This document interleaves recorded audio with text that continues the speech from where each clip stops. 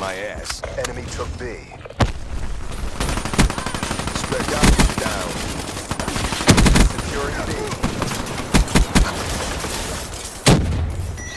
TACCOM, give me UAV support. Grenade!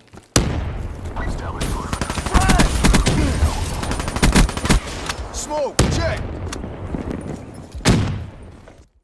Ladies and gents, PepperBelly back again with some Call of Duty Black Ops 3. And I know what you guys are probably thinking right now. You're probably thinking, why? I don't care. This isn't a tactical shooter or a milsim or anything that looks remotely interesting to what you've been posting lately. It's Call of Duty, a rehashed, nonsensical shooter released every single year. But I'm here to tell you that you are wrong, because this game is the best, most realistic tactical military shooter I have ever played. Yeah, you don't believe me, I don't blame you, because I'm completely lying. And it's not. Which is fine. Honestly, it is. Because Black Ops 3, which, first of all, let's go ahead and explain this. I've played the beta back when it was open to everybody. So back in the day, I don't remember exactly when it was, it could have been a couple months ago or something. Everybody on Steam had access to the Black Ops 3 beta, and I played it, and I actually really liked it. Whoa, you know, just like, it's like a Call of Duty title. Usually I rip on Call of Duty, but like, Black Ops 3 did something different that I actually liked a lot. Kind of blended a lot of the aspects I really loved about Titanfall with a lot of the good elements of Call of Duty. Because the last Call of Duty game, like I said, that was actually good was Call of Duty 4. And then Black Ops 2 was also pretty fairly decent, you know, like, you're trying to find the Call of Duty games that don't feel oversaturated or bloated with nonsensical bullshit. It's essentially what you're trying to achieve, and those are the Call of Duty titles I personally enjoy.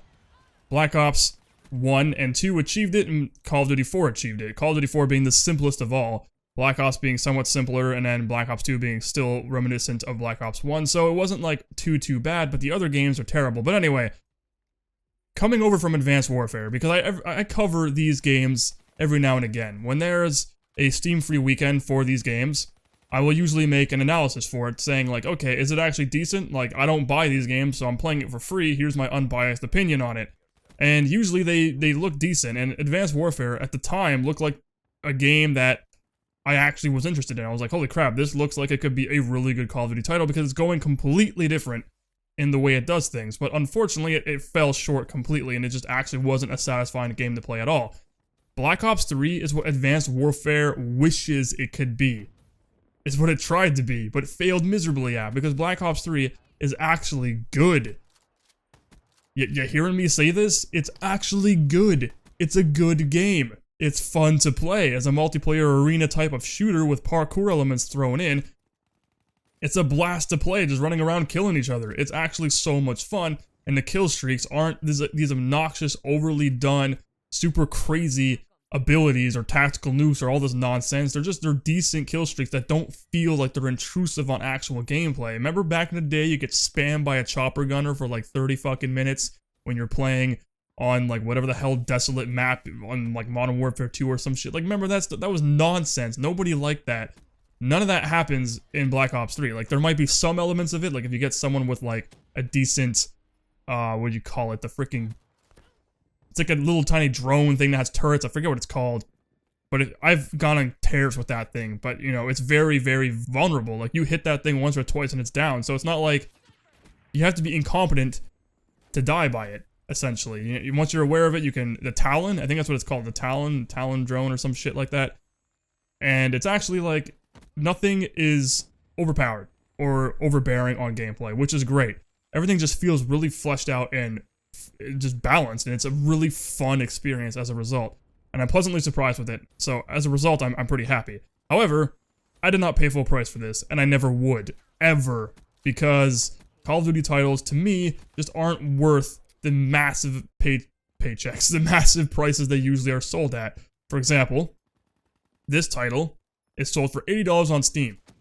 Other games that are sold for $80 are currently not that many.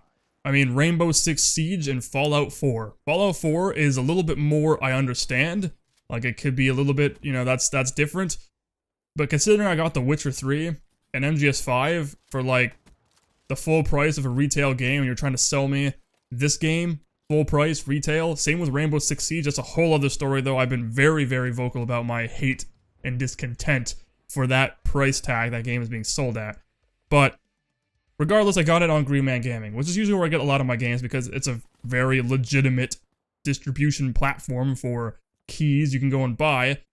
And they were very cheap most of the time. So I managed to get this game for like $40 US, which is actually a decent price considering what I'm getting here. And it came with all the pre-order bonuses and a lot of crap, but you usually have to pay excess crap for, or you have to pre-order the game. So it's like I either go on Steam, pay $80 and not get it, and not get any of the bonuses unless I pre-ordered, or I can just buy it on Green Man Gaming and get everything for $40. That's like half off, you know, like not half, but it's like about 40%, 35%. I think it was actually 37% off specifically, something like that. I don't remember. But anyway, you know, decent price tag. So I'm not overly annoyed with the purchase.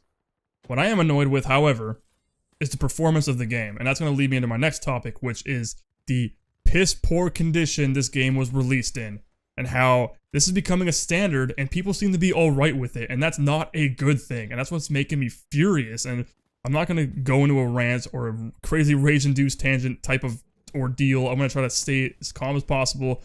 But what drives me nuts is how you look at the forums and people are like, on both ends of the spectrum, right? They're sitting there, they're like, yeah, the game was fine, you know, like, it may be buggy, but that's to be expected on release. And then you got the other side who's like, I paid full price for this game, there was a beta, there is no excuse. I fall on the same side as that. There is absolutely no excuse for the game to be in the condition it is right now. And when Treyarch full out admits and makes a statement at first saying, oh yeah, i5s and i7s, some i7s may have frame drop issues, frame rate issues, where the frames just drop all of a sudden. You're running around, you look at one section of the map and suddenly you're playing at half the frame rate. And as a result, since the mouse is still binded to your frame rate, it makes the mouse sensitivity go all to hell, making it almost impossible to engage anyone. Because that was one thing that people complained about. That was one issue I had with the beta, was the mouse. The mouse was a very inconsistent piece of crap implementation. Binding the sensitivity to the frame rate is the worst thing you can do, and that's what they happen to do in the game. It doesn't seem like it's fully rectified. For the most part, it seems somewhat fixed, but then I have my frame rate capped at 60, which is how you usually alleviate that issue. But once the frames drop, that's when you notice that all the controls become insanely sluggish and almost impossible to maintain. If you're in a firefight and you're shooting at someone, all of a sudden your frames drop, good luck. You're probably going to die a miserable death. Which is just like, you end up spraying and just trying to sway your mouse, like swing your mouse all over the place, just trying to line up the shot properly, because unfortunately your low frame rate is fucking your aim completely. But there's not much you can really do about it. It's really annoying. And I even dropped all the graphics. Like, you're looking at the gameplay now and you're thinking, oh, this isn't that bad, you know, everything seems fine. For the most part, yeah, but you do get those instances where the frames are just plummeting and the performance is just asinine. It's just terrible, and the whole experience is completely ruined, and it makes you rage because you know you're doing really good, you have a high score, you're on top of the scoreboards, but then it doesn't matter, you know you'd be doing way better if the game actually performed adequately. If it was like Black Ops 2, if they can achieve the same level of performance as Black Ops 2, then holy crap, this will be the best Call of Duty title to grace PC ever. Ever. And I mean that when I say that, because it's a fun game. And talking about that, game modes. You know, there's actually one game mode I never even heard of before. I've never played it in a Call of Duty title, but playing it in this was actually the coolest thing ever. And it was called Uplink, I believe. And basically, you have to go and grab this little tiny satellite ball thing, and you can play catch with it. So you're like running over the map with your buddies, you're throwing it back and forth, playing catch, you know, the kind of, you know, and you have to score on their nets. Somewhat, I'm using quotation marks, their nets. It's like a little tiny glowing orb back at their base, and you have to either jump into it holding the ball or throw the ball at it to score. It was so fun. Like, I was surprised. Just little game types like that I've never encountered before. You know, usually I play Domination or Team Deathmatch, but that was like my new favorite thing. Playing that on Nuketown was such a blast. Like, it was such a fun, super fun experience. But again, performance issues. Performance issues, performance issues. I gotta bring that up because it's unacceptable how games nowadays are being released in this kind of state where it's like day one patches, it's not working. And it's not really, you know, it's kind of a finicky situation because you can't really blame the developers entirely. You can't be like, oh yeah, developers, it's their fault.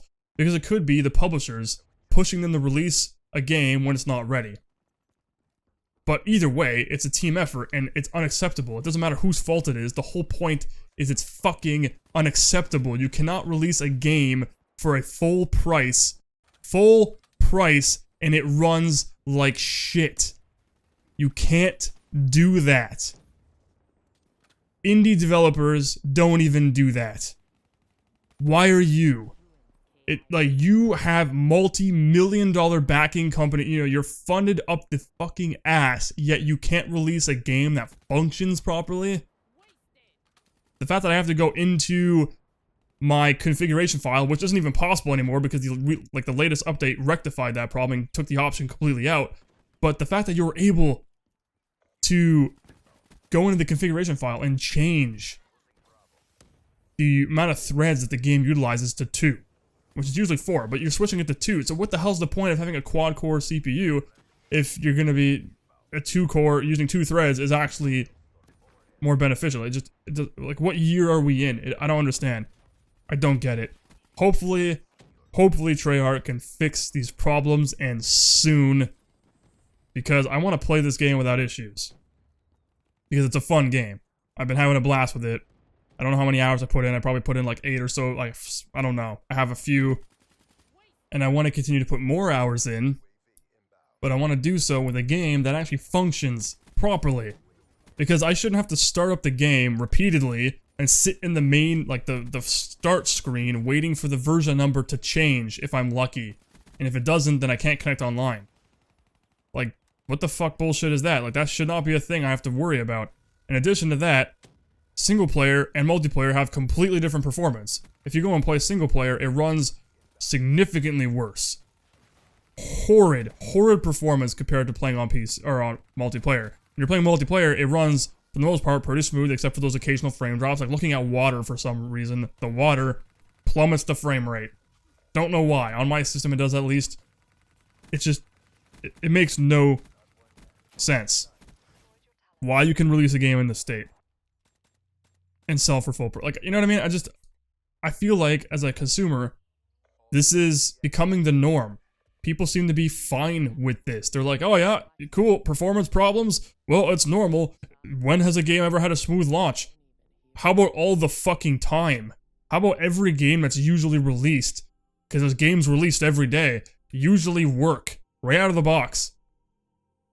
Just because it's a AAA studio with millions and millions of dollars backing it, which even then incentivizes there is literally no fucking excuse at that point. Even more so, that just reinforces it. You have millions of dollars, hundreds and hundreds of man development teams, Anyway. That is just something I kind of wanted to get off my chest because it's really annoying seeing people being fine with being ripped off and treated the way they are in the gaming industry, because the gaming industry is literally kind of crashing down in a very shitty way. In the way that these big-ass corporations and companies and development studios and publishers are releasing their games. Indie companies, indie developers seem to be doing things the right way. And then some kind of major companies, like if you look at CD Projekt Red, they're probably one of the best companies on the planet that actually develops really, really high budget, well, not really high budget, but, a phenomenal game that has a decent budget, kind of more higher than traditional indie games. Obviously, it's significantly higher. They developed The Witcher 2, The Witcher 3. We all know those games are incredible, absolutely incredible. And if they could release the game and it works day one, I mean, it had obviously some issues. It was optimization issues, but for the most part, the game ran. I'm able to play it. Honestly, today to then, performance is almost identical for me, so it's not that big of a difference, but some people couldn't run it. It really depends, but I'm just trying to say, this shit is not acceptable. It should be fixed. This should not be something we're fine with. It really shouldn't. We should all be up in arms, raging at the idea that this is acceptable behavior from a development studio or a publisher releasing a product that doesn't even work properly. Unacceptable. But anyway, that's pretty much it. My name's been PepperBelly. Thank you guys for joining me today. I tried to stay away from the rants, but naturally it happened anyway because, hey, I am who I am. And I'll see you guys on the next one.